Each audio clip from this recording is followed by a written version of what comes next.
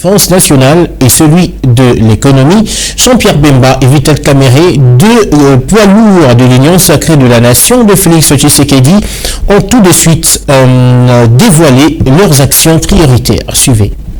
Avant toute chose, Jean-Pierre Bemba Gombo a reconnu que plusieurs actions ont été menées dans le secteur de la défense, mais que beaucoup reste encore à faire, comme l'a également souligné l'ancien patron de ce secteur, Gilbert Kabonda. Raison pour laquelle le vice-premier ministre en charge de la défense nationale et ancien combattant n'a pas attendu longtemps pour dévoiler son cheval de bataille.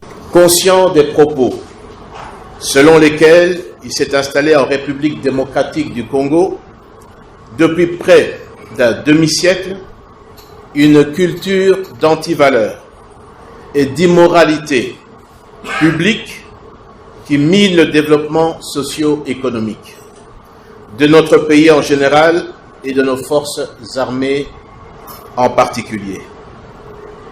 Nous en ferons notre cheval de bataille. Et bien même de plusieurs autres défis.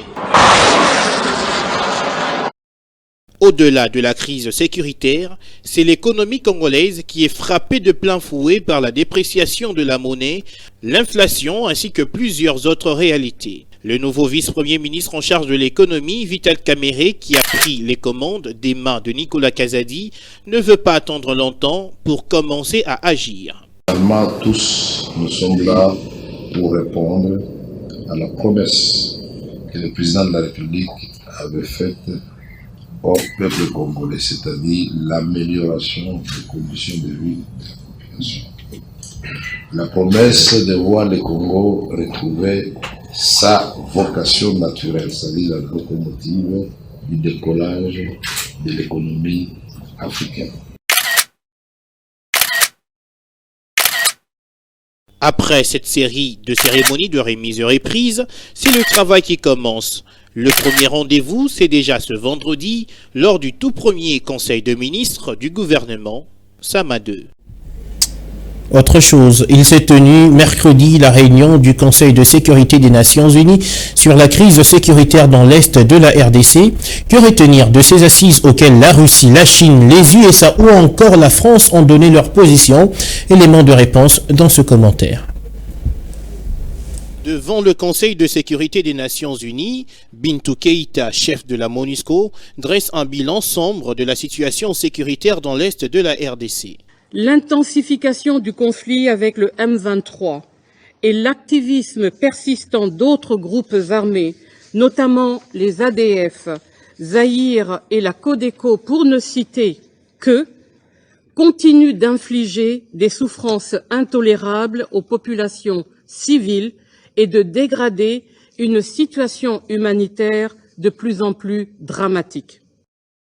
Le représentant de la RDC au Conseil de sécurité de l'ONU a, lui, attiré l'attention sur la violation constante du cessez-le-feu par le M23 RDF. Même si l'on observe quelques mouvements de retrait, nous voulons attirer l'attention de cet auguste Conseil sur le nombre de cessez-le-feu déjà violés.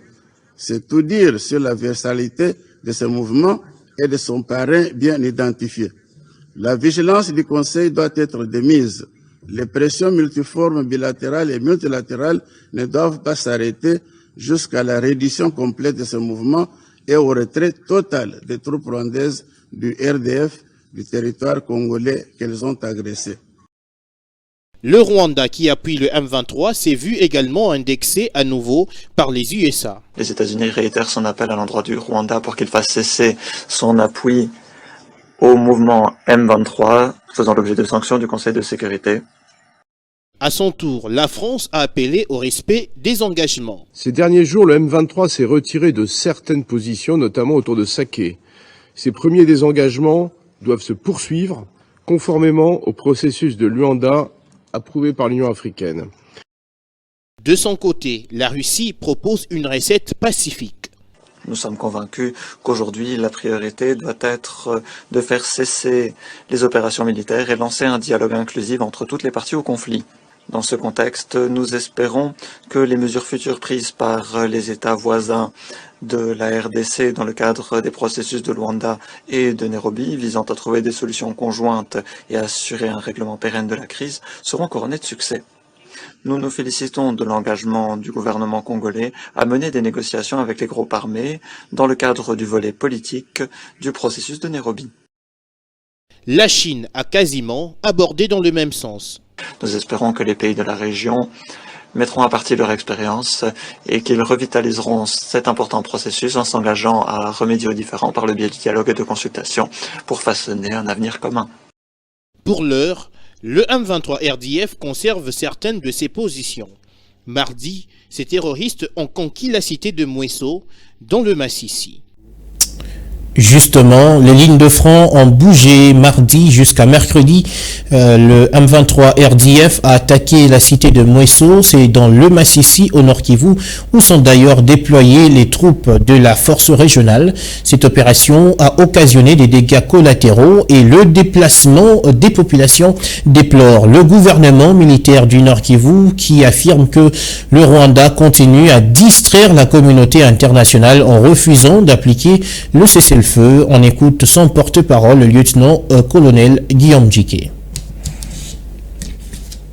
Fidèle aux violations constantes et à la non-observance des engagements souscrits, le Rwanda continue de distraire la communauté internationale et d'acheminer des renforts en troupes et en équipement en République démocratique du Congo.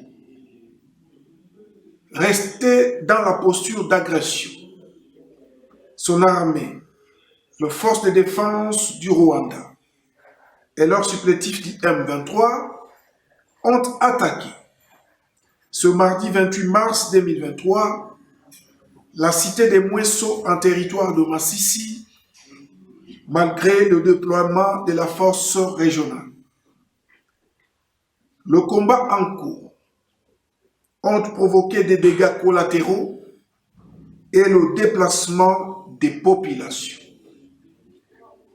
L'attitude de l'armée rwandaise démontre clairement la détermination du pouvoir de Kigali à défier la communauté internationale et à ne pas respecter les recommandations ni de l'Union africaine, encore moins de la communauté de l'Afrique de l'Est à laquelle ce pays appartient.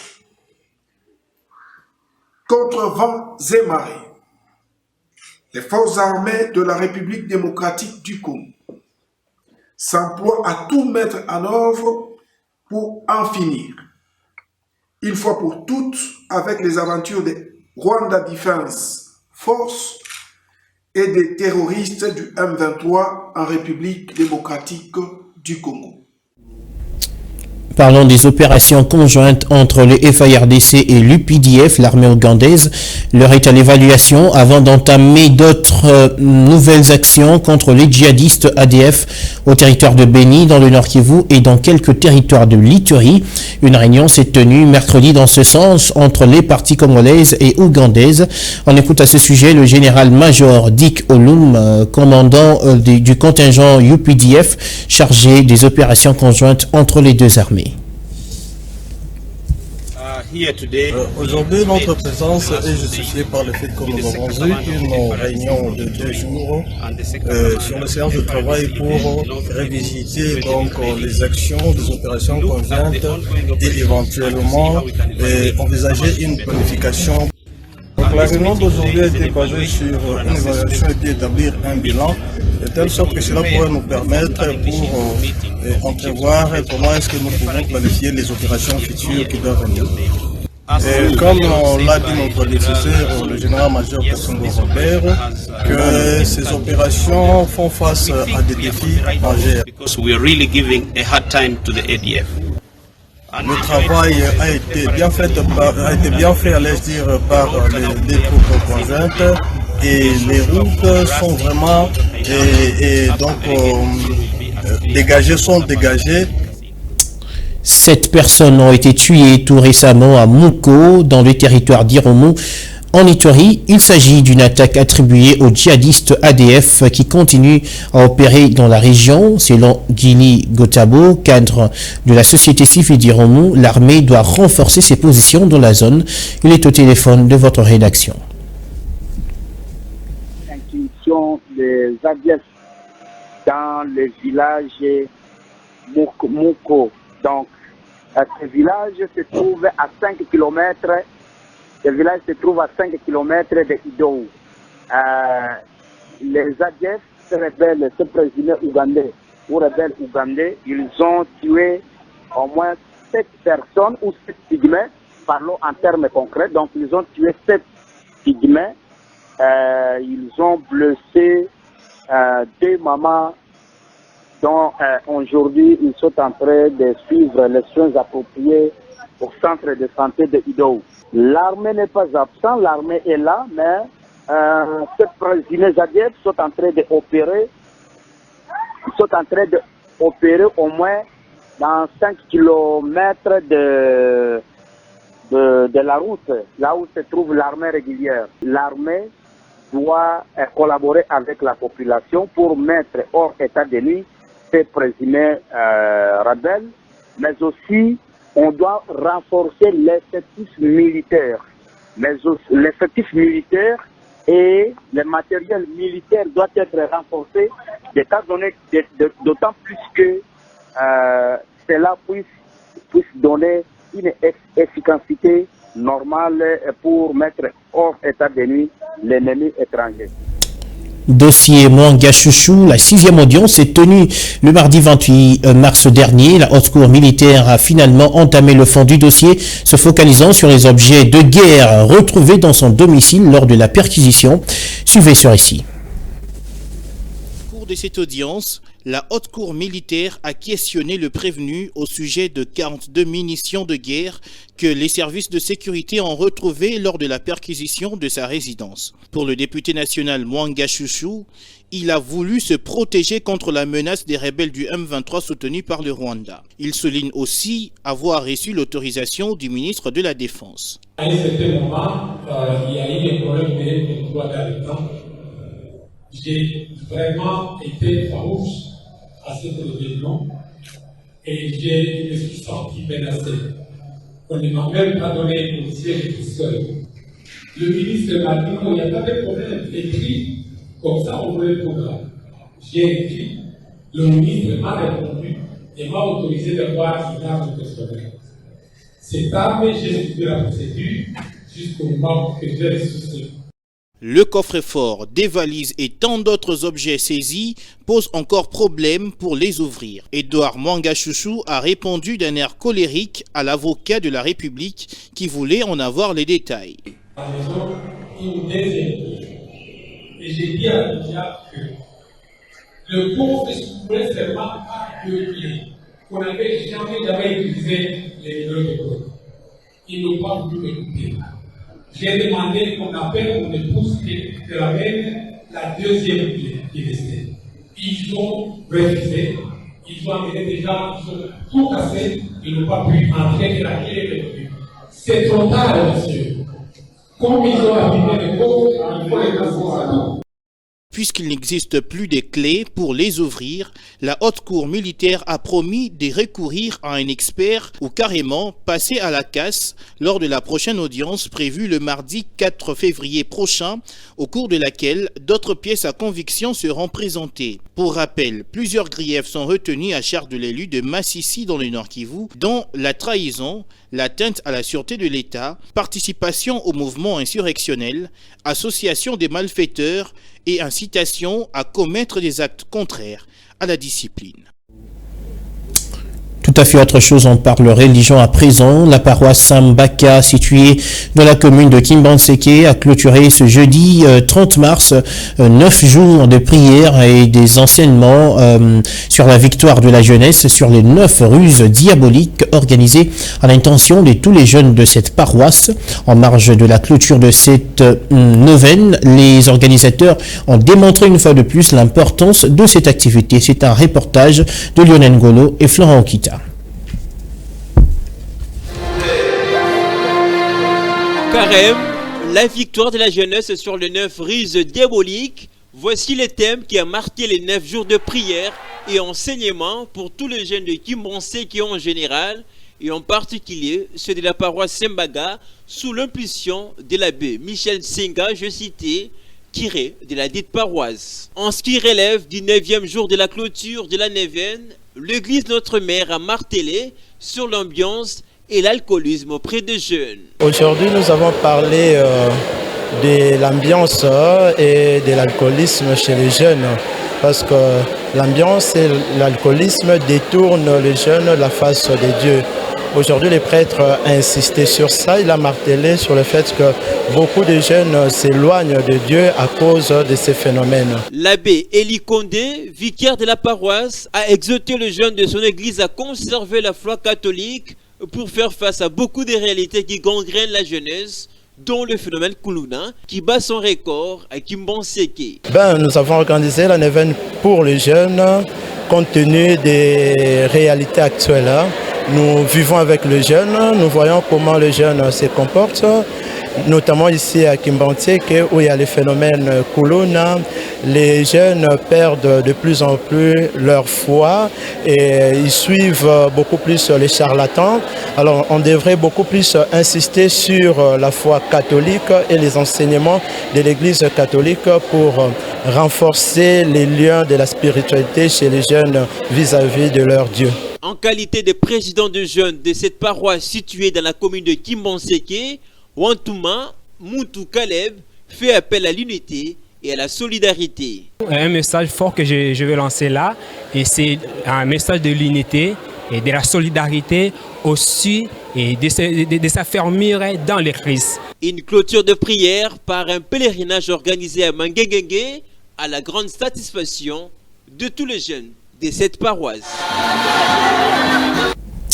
Société à présent, la route Kimwenza dans son tronçon compris entre le CNPP et les cliniques universitaires est devenue impraticable suite aux dégâts causés par la pluie de dimanche dernier. Un ravin en progression a rongé une bonne partie de la chaussée ainsi que les constructions érigées le long de cette artère. Les habitants de ce point ont lancé un SOS à l'endroit des décideurs. C'est un reportage de Ruth Dinanzei et Torres Atibou. Voici l'état actuel de la route Kimwenza qui passe par le campus. Ce ravin est la conséquence néfaste de la pluie qui s'est abattue les dimanches derniers. Cette artère devenue impraticable a occasionné la désinstallation de certains câbles électriques. Les agents commis à la construction des murs de la clôture du site universitaire sont pointés du doigt accusateur. NASA superviseur, il y a des travaux, il y a SNEL, il y a projet Easy. Je suis le superviseur des travaux Easy, un projet de la SNEL pour l'électrification de ces coins. La pluie qui s'est abattue avant-hier nous a surpris avec ses dégâts. L'entreprise Congo Futur, qui construit le mur de l'Unikin, est à la base de cette érosion. Ils ont déposé des briques, les barres de fer et les moellons dans ces caniveaux, chose qui a constitué un obstacle au passage des eaux de la pluie. La brique, la barre de fer, je crois, moellon. Les victimes sollicitent de leur part l'implication des autorités pour limiter les risques de ces érosions. Nous demandons de l'aide au chef de l'État. Nous sommes victimes de l'érosion. C'est devant ma maison. Nous n'avons pas d'endroit pour nous abriter. Nous n'avons personne pour nous aider. Que le chef vienne ici pour nous chercher des solutions.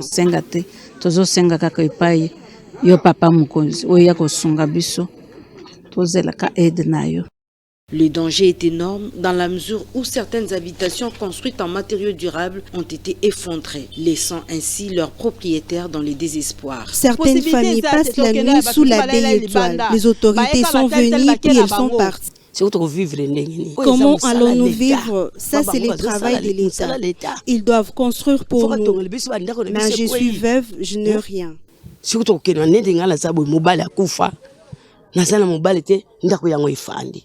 Nakuzwila mbongwa. Rappelons qu'avant le début effectif des travaux de réhabilitation de cette artère qui mène vers la cité de Kimwenza et Kindélé, quelques séances de remblayage sont effectuées pour réduire les dangers. En terminant sport, la réconciliation au sein du FC Renaissance du Congo est désormais une réalité saluée par plusieurs supporters et dirigeants des clubs, en l'occurrence Marlene Tundulu, président du comité national des supporters, qui qualifie d'artisan de paix Maître Malou Abili Cléophas après sa rencontre justement avec l'évêque Pascal Mokuna. On l'écoute. Pour moi et tous les supporters, c'est un homme qui a, que je peux dire, un grand esprit. C'est comme Jésus, c'est comme Jésus, lui qui était Dieu, mais il s'est sacrifié en devenant homme pour sauver l'humanité tout entière. C'est de la même façon que nous devons dire bravo, que nous devons applaudir le coordonnateur Billy Maloua, qui hier, présent sportif, mais aujourd'hui, pour l'intérêt du club, pour l'intérêt du FC Renaissance du Congo, il a accepté d'être appelé coordonnateur au même pied d'égalité que son conseiller Medaka Kolongo. C'est un homme à féliciter. C'est un homme que nous devons encourager, soutenir. C'est un homme que nous ne pouvons pas lâcher au sein du FC Renaissance du Congo. Ce sont des pièces rares que nous devons accompagner, que nous devons soutenir. Et au besoin, lui dire de rester le plus longtemps possible au sein du FC Renaissance du Congo. La réconciliation est déjà en marche. Le train de l'unité est en marche. Et j'avais dit aux supporters, il ne faut pas confondre entre les trains de l'unité et l'arche de Noé. Et c'est sur cette note que nous refermons complètement cette édition d'information. Madame, Messieurs, merci à tous de l'avoir suivi. D'ici là, portez-vous bien.